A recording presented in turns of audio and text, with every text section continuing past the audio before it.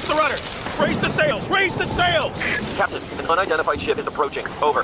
Roger. Wait, is that an enterprise sales solution? Reach sales professionals, not professional sailors. With LinkedIn ads, you can target the right people by industry, job title, and more. Start converting your B2B audience today. Spend $250 on your first campaign and get a free $250 credit for the next one. Get started today at linkedin.com/campaign. Terms and conditions apply. The Jack Welch Management Institute at Strayer University helps you go from, I know the way, to I've arrived with our top 10 ranked online MBA. Gain skills you can learn today and apply tomorrow. Get ready to go from make it happen to made it happen and keep striving. Visit strayer.edu/Jack Welch MBA to learn more. Strayer University is certified to operate in Virginia by Chev and has many campuses, including at 2121 15th Street North in Arlington, Virginia. Welcome back to our Sunday bonus episode, where I share an article with you from a different podcast in our network to keep your life nice and optimized. Today's episode is coming from our very first show, Optimal Living Daily, which covers all sorts of content related to personal development.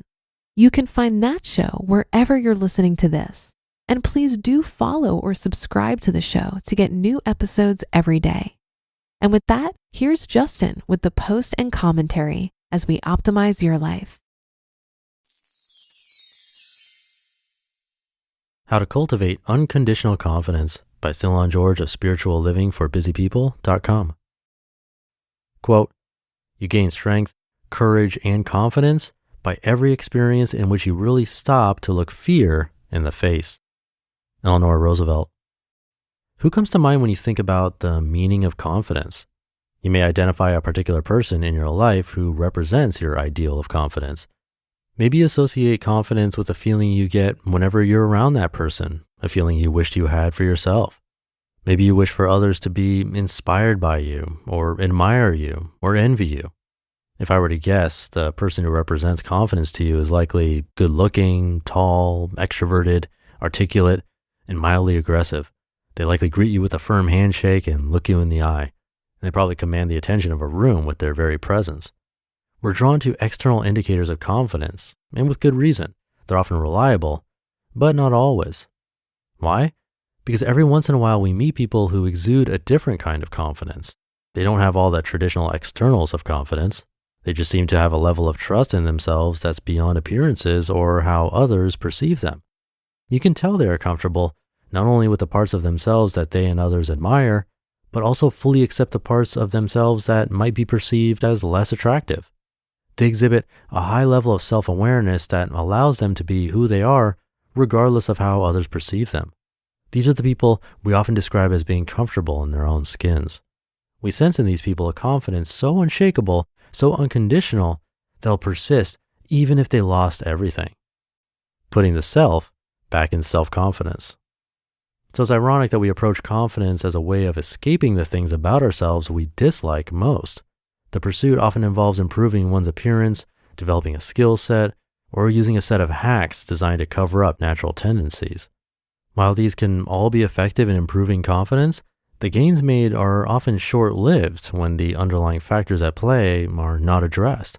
We run away from the less confident self as a way to develop self-confidence. If all you're trying to do is run away from yourself, then who's the self in the self-confident person you're striving to be? What if a lack in self-confidence was actually an invitation to become more intimately familiar with yourself and your perceived shortcomings as a path to ultimately overcoming them? What if you're being called to rise to a new level of self-awareness as a way of experiencing greater ease with all of who you are? On self-awareness and loving what you see. The best way I know to go about increasing self-awareness is through self-inquiry. During the self-inquiry, there are two principles underlying the process. Number one, fully acknowledging the feelings of lack or deficit. Number two, fully trusting that you have all the resources you need to survive and thrive come what may. It takes work to hold these two principles together because often we conflate our feelings with reality. Though you may feel like you lack the right resources in a certain situation, the reality is that you are infinitely resourceful. It's easy to forget who we truly are during times of stress. So, say being in the presence of a certain person consistently causes your confidence to drop.